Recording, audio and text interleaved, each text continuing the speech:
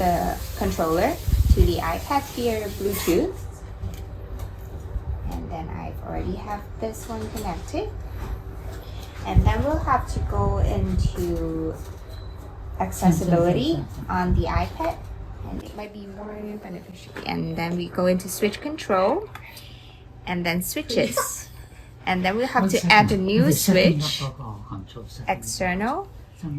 And at this point, we can just press on the button of the controller to assign a new switch. So I've used the up arrow button. I'll name it up. And then the function that it does is going to be tap. And then we'll have to create a recipe to assign what these buttons do.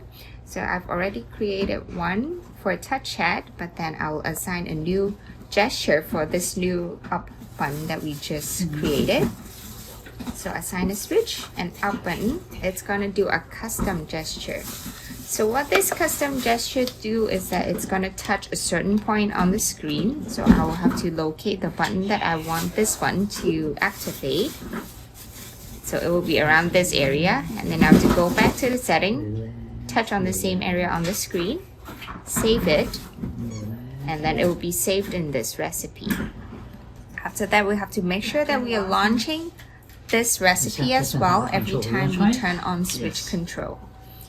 And then I've set up switch control to be turned on, and it said that it's now configured to play the recipe that we set up. And now when we go back to TouchChat, and by pressing the up button, it will say hello. Hello. And if we press all the other buttons that we set up in the recipe, it will say different words. For example, Yes. yes, No.